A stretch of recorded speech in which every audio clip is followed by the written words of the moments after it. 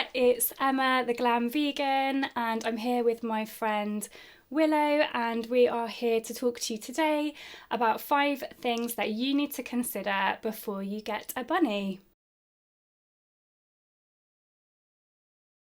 When people say they want to get a bunny, the first thing that is wrong with that statement is the fact that they say they want to get a bunny.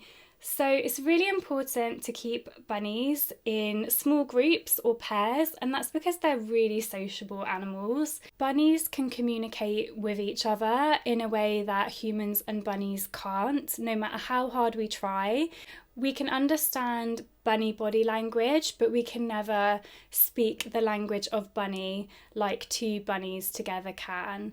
If you are already an owner of 2 rabbits, then you'll know how heartwarming it is to see 2 bunnies together. They groom each other, they fuss each other, and they binky around together, and it's just an absolute joy to see 2 bunnies in love.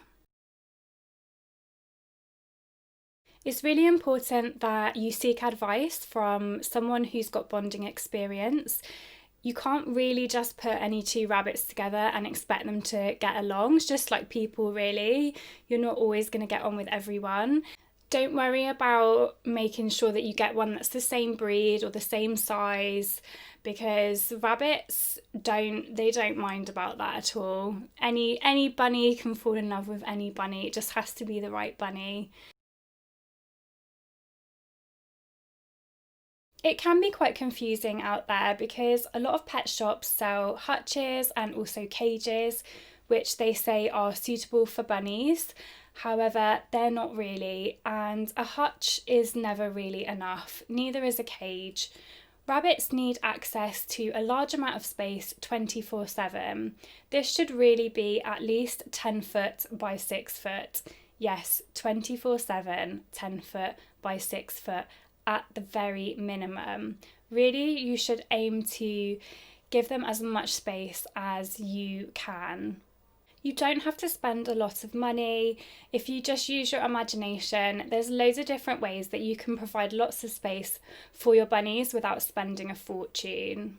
I will pop a link in the description below to the Rabbit Welfare Association Fund. If you click onto that link, you will see lots of ideas for rabbit accommodation for both indoor and outdoor. So I hope that helps to inspire you. I know they're really, really cute and fluffy, but rabbits and young children are not a good combination. So the first thing that you need to realise is that bunnies are prey animals. So for that reason, they don't really like to be picked up. They don't really like to be chased, understandably. And sometimes cuddling can be quite stressful for them. My Willow here, she is one of the very rare bunnies that enjoys a cuddle. I have been a volunteer at a rabbit rescue for a few years now, and I would say the rabbits that enjoy a cuddle are actually quite a minority.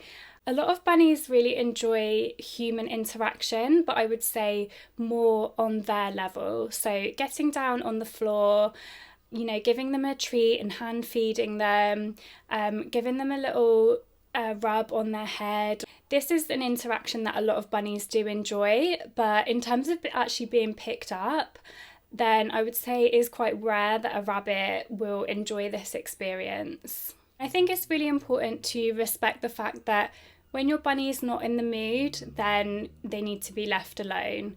I think it can be harder for younger children to understand this. So for that reason, I don't think bunnies make good pets for young children. Handling bunnies can also be a little bit challenging because they are prey animals. Often their first instinct when you pick them up is to try to escape.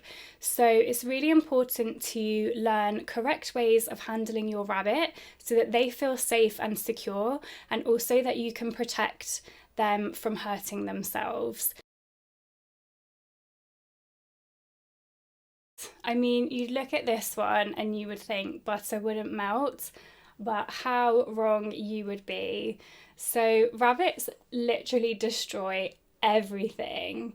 If you have an indoor bunny, which some of my friends will be able to relate to, they will have had their remote controls destroyed, their sofas would have had the stuffing pulled out of them, ripped up the carpets, torn the wallpaper off the wall. I mean, yeah, they, bless them, love them, but they are very destructive. Rabbits are really inquisitive animals, and they also have teeth that never stop growing, so they love to chew things in order to wear their teeth down.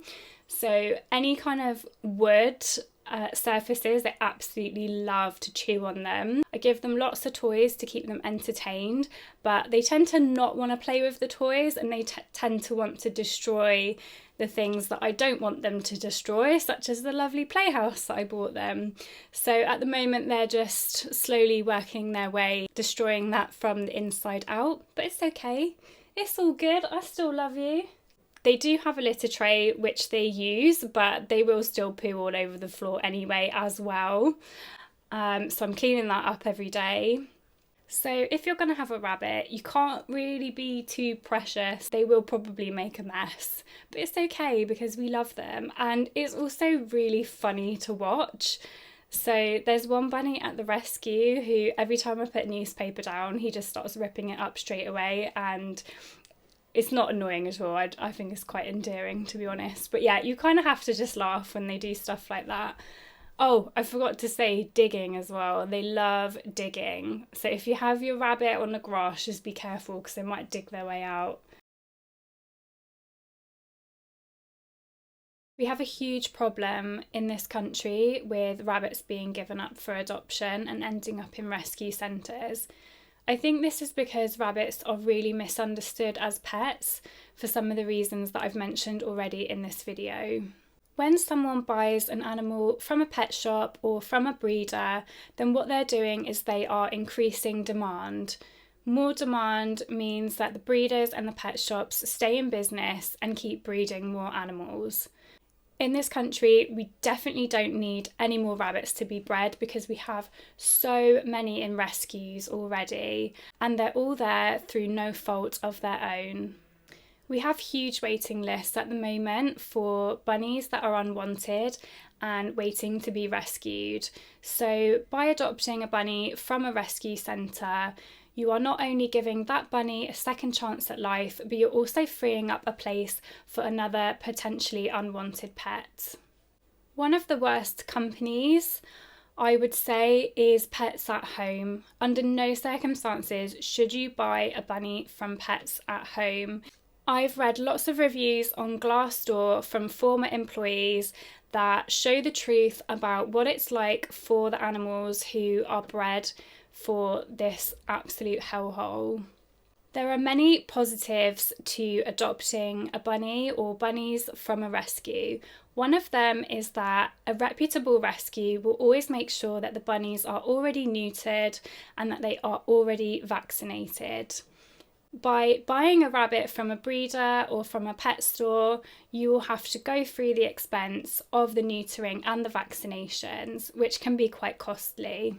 But when you rescue, you just pay a small adoption fee.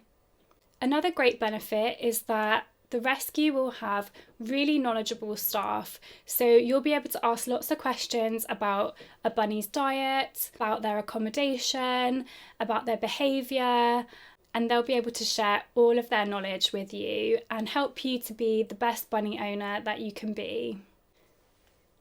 So thank you so much for watching. I hope you enjoyed this video. I hope you learned a little bit more about what it means to be a bunny owner, and I hope to see you again soon.